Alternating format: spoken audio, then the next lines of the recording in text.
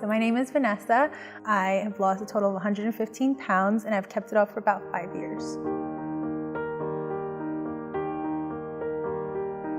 Well, I was obese most of my childhood. I don't remember ever being thin. We ate a lot. And we were served portions, like I was fed like a king. Really good stuff, but very, very unhealthy for you. A lot of soda. We drank, I don't remember ever having a bottle of water.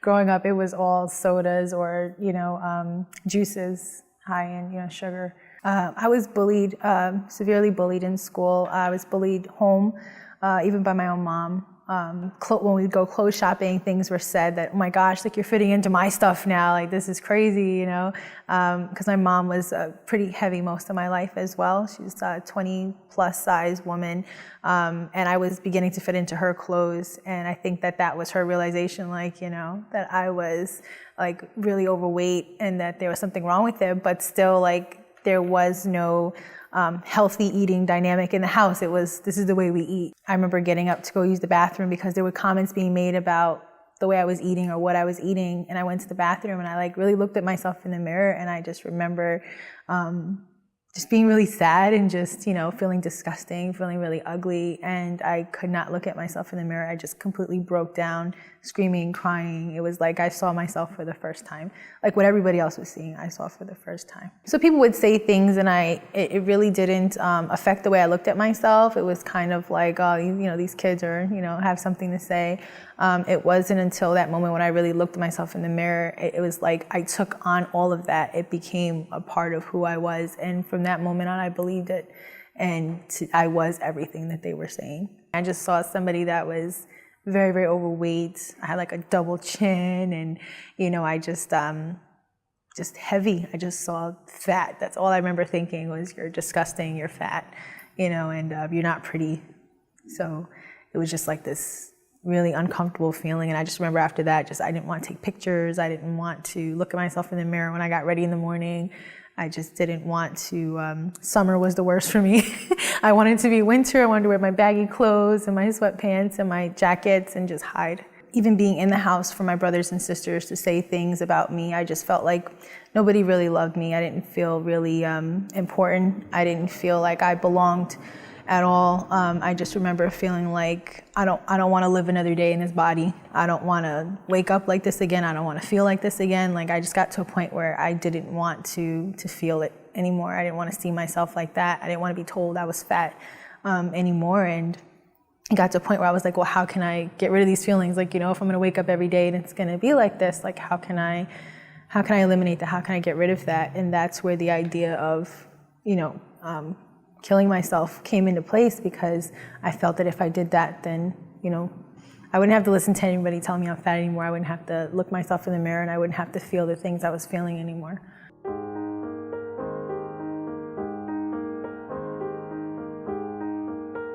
After that day, I went home and I just, I wasn't the same after that. I fell into what I didn't know at the time was a severe depression. I stopped wanting to go to school. I would find ways to stay home and say I was sick and sleep. I'd sleep for days at a time, losing track of the days, how long I was asleep for. I'd only wake up to eat and then I'd go back to sleep. So my mom thought I was sick at first, and then she quickly realized something was wrong when I had tried to overdose on medication. And that's when everything really changed. After that moment, I was hospitalized. I was diagnosed with severe depression. I was taken out of school because I had such a fear of going back to school, looking at these kids, being told I was all these things. I already believed it. So now every time someone said it, it was horrible for me. It was terrible. So they took me out of school, and I had to be homeschooled. Once I believed all those things about myself, I just felt disgusting. I didn't want to leave the house. So when I was hospitalized, it was a very different environment than my home environment, where the kitchen was open to me. I could eat whatever I wanted. And obviously my mother was, giving us so much food. There was food everywhere, just bad stuff. And when I was hospitalized, that was, everything was structured, the timing that we ate, breakfast, lunch, snacks in between, healthy snacks in between, dinner, and even your dessert was like, everything was proportioned. And the kitchen was not something that was open to my disposal whenever I just felt like going and binge eating. So that became something that the time that I had spent in the hospital, I noticed a change in my body. I noticed that just by cutting back, because I was forced to cut back, that I had started to slim down. My clothes weren't fitting the same anymore. They were getting looser. And the restriction of the food was the beginning of me learning that that's how I would lose weight. The didn't wants are easy because the knowing that it was going to take restricting something I enjoyed doing, which was the eating. It was my life. It was all I knew was, eating when I was happy, eating when I was, even more so when I was sad. So that was tough. Some of the other reasons was I knew it was going to take a lot of work. I knew it was going to take a lot of discipline. Because the only thing that was stopping me when I was hospitalized was because there was a restriction. Whereas if, when I'm home, that's going to be me restricting myself. And it was a comfort, being that way. That's all I knew. There was a fear of change of, I don't know what's going to, what's on the other side. What, if I started doing this, I was afraid of that change. I wanted to be, at that time, I did not know, didn't have a healthy outlook on fitness. So for me, I just wanted to be thin. I wanted to fit in. I wanted to look like, other people. I wanted to feel what I thought would make me feel pretty at that time.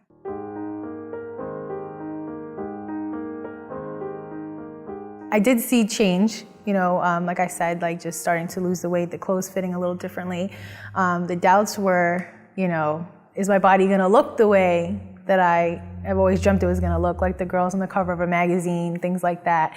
I started thinking, maybe I can do this, but maybe I can't lose all of the weight. I was pretty heavy and I just didn't think that I was gonna lose it all. Some of the doubts were, would I be able to maintain it? I didn't think that I would be able to do that. So those were some of the doubts that went through my head. When I thought about where I was at the time when I started to lose weight, I think I was frustrated. I think that I started to get impatient with myself. I wanted results and I wanted them now. I wanted the weight off and that was it, But yeah, I think a part of me was excited. And that, to see any kind of results right away was great. But I do think that I was sad and I still struggled with the depression because it didn't come off as fast as I wanted it to. I wanted to be Zena. That's where I wanted to see myself. I saw myself as being confident in my own skin, being comfortable. I think that was always something that I dreamed of for, because I never had felt comfortable in my own skin. I never felt comfortable in my body. I never really loved myself. So I think I dreamed of getting to that point, of really just being okay with who I am, loving myself and being comfortable. I was my own worst enemy. So I think I needed to, it was almost like a period where I blocked out, and I just did. I stopped listening to this inner, bad person, as you will, that was inside of me that was no, you can't do this and you're not going to be able to, overcome this. You're always going to be fat. It doesn't matter what you do. So that was one of the biggest things was I needed to stop being my own worst enemy and really just believe that it was possible that I could do it and just do it. In the beginning, food choices, changes that I made, one I just remember was the beginning was the portions. I just remember saying, I'll still eat everything I'm eating, but it's gonna be portions. So I remember cutting everything in half and eating like that. And then eventually it was changing what I was eating to, instead of carbs and heavy stuff and fried stuff, to baked things, instead of white rice to brown rice, small changes like that, sodas to seltzer to water. So those were kind of some of the beginning stages to now where it's organic and, vegetarian type stuff that I never would have dreamt that I would, a lot of water, just really taking in what my body needs because I'm putting out so much energy to work out on a regular basis. So I was like, oh, okay, if I change from Coke to Sprite, that's a difference, right? You have dark soda. So for the longest I was drinking ginger ale and 7-Up and Sprite because I felt that was a healthier option. And obviously over time I learned it's definitely not.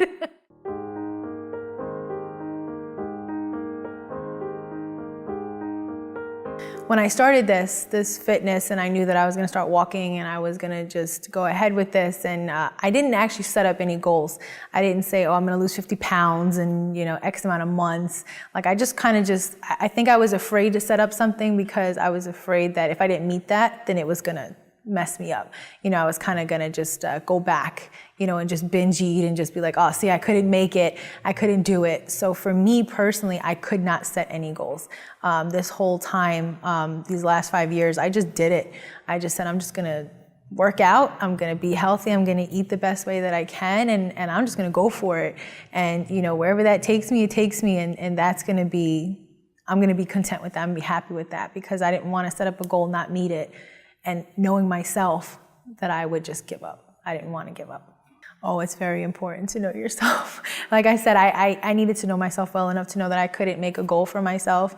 I needed to know myself enough that I could not listen to those negative thoughts that were in my head. I knew that those thoughts would cause me to just throw in the towel. I wouldn't be where I am today if I didn't know myself well enough to know that I can be my own worst enemy, and that I couldn't set goals. So the beginning of my weight loss journey was, like I said, I enjoyed the walking.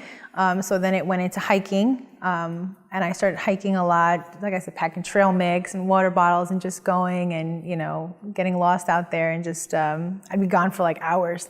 It was great. And then one day I was doing my laundry and I saw a sign for a fitness class and I walked over there. It was closed at the time, so I called and I asked about different times that they had because I noticed it was dancing. And I was like, well, I've always loved dancing. I listen to my music when I go on these walks. So, let's see what this is all about. I called and they told me, oh, these are the days you totally come in and try a class. Went in, did a class, I sold. When I started off, I started all the way in the back. I hid myself, and that's where I wanted to start. And I fell in love. As I lost weight, I noticed that I gained confidence, and I started wanting to move closer. I wanted to be like right next to the instructor. I wanted to see what she was doing. I didn't want people in my way. I wanted to see her feet, and I wanted to move like she moved. I wanted to be just like her.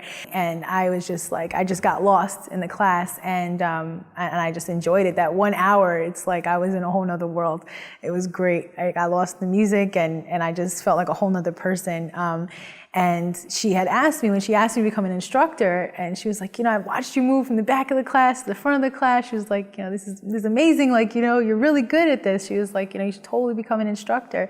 And every time I left the class, like I almost dreaded going to class because I knew she was going to follow up. She was going to ask me, did you go online? Did you register to take the classes? And I was like, no, I did not. So I found that, okay, I didn't want to stop going, but I didn't want her bothering me to, become an instructor. So finally, I was like, okay, I'll go, I'll do it. And so I did it, and thinking that I wasn't gonna make it. That was me, myself, my worst enemy again, just crept back in me. And it was like, nah, you're not gonna make it. You're not gonna be an instructor, but at least you'll get this woman off your back. She'll stop asking you, keep going to your class and be happy. So I went, I became an instructor, I was certified. And then it just progressed from there, where then, it was almost like this weird confidence came up, and I was like, wow, I actually did this. Like, I actually became an instructor. Like, I'm licensed to teach other people how to do this and like lose weight. Like, it was a good moment for me, but then I was scared because I was like, wait, that means I'm going to be in front of these people, like teaching them, like, who am I? So I think that throughout this whole time, I still struggled with that mental, like, seeing myself as a 300-pound person, like, who am I to be instructing other people? Towards the end of the time that I spent there as an instructor, where I just, I started to gain a confidence of this is who I am, and I wanted to love myself for who I was, because everyone was saying all these wonderful things. They were like, you're amazing, your stories to me, you lost so much weight, and, I've been a student this whole time, and I watched you go from being a student to an instructor, so hearing that gave me some kind of confidence, but then there was times where I had to fight myself, where I was just like, oh, they're just saying that.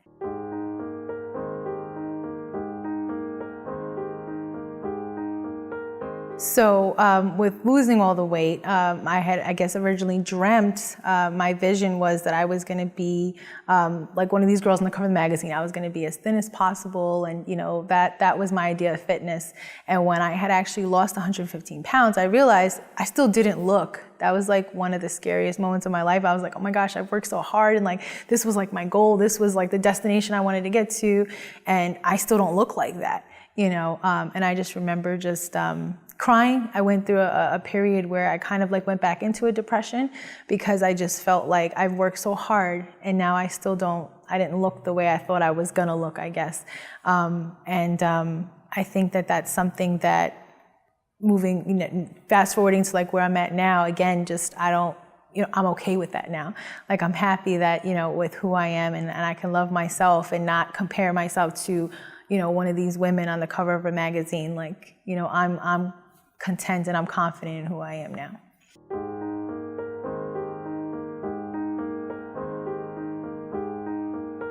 After the studio, I became a full-time nurse, and my schedule didn't match up, so I couldn't teach the classes I was teaching anymore. So I wanted to take my fitness to a different level, and I knew that I wanted something more intense. I wanted something that was going to challenge me mentally and physically, and I actually had found this weightlifting class, which was really cool. It involves like pull-ups and push-ups, things that I was like, oh, this is like army training. This is awesome, And being like my father's first child, like I was raised like very tomboyish. Like, he wanted a boy, he got a girl. So it was like, I just felt right in my element. I was like, this is awesome. Like, this is so different. I couldn't even do pull-ups when I first got there. And it's just amazing, like the progression and just that again, that mental toughness, somebody pushing you and saying, yes, you can. And it's been an amazing transformation, which also brought on new things, new challenges for me mentally, physically, and almost like a different level of what I started to consider almost bullying now as an adult.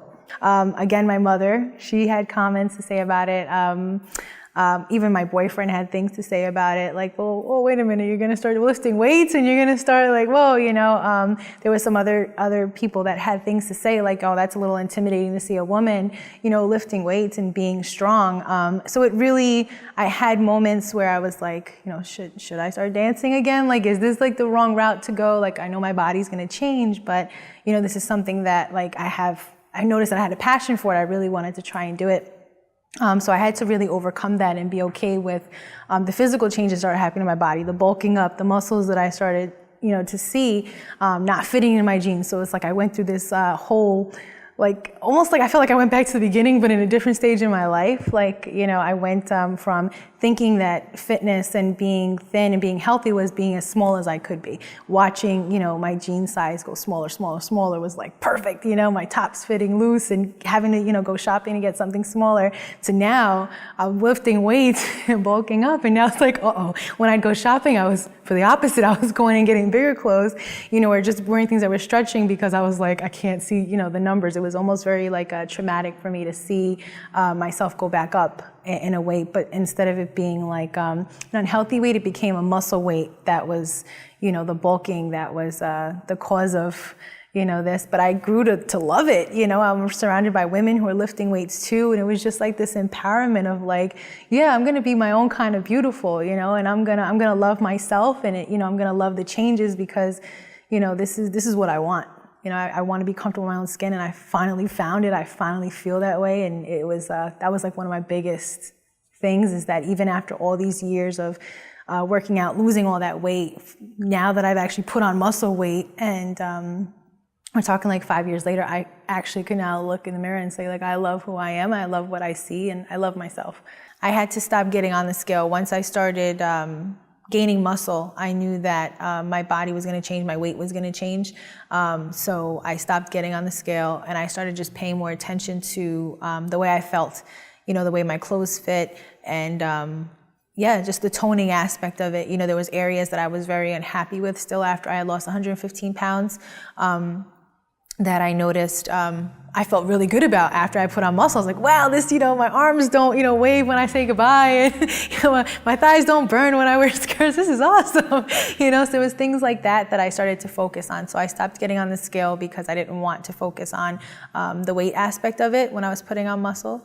No more Coca-Cola, 7-Up is better kind of thing. Now it's, water. I drink seltzer water a lot.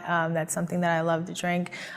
Vegetables. I never thought I'd be shopping in the produce section. much in the stores, but like I love, shopping there, vegetables, clean eating, and just making sure I don't skip meals. I think for me, in the beginning, I always thought that, I'll cut back on this, or I won't eat lunch, or, and that was going to help me. But I've learned that, eating consistently throughout the day, small snacks in between, has really made a huge difference in my success.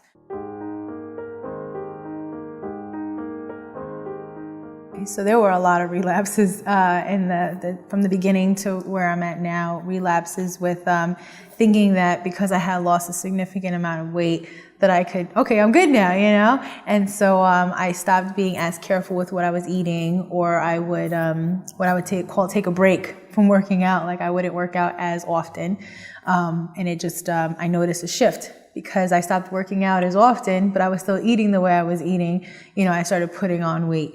So I quickly realized that with those relapses, after they happen, one after the next, I was like, okay, when am I going to learn that this needs to be something that is, I need to be consistent. I need to be consistent with my eating. I need to be consistent with my working out.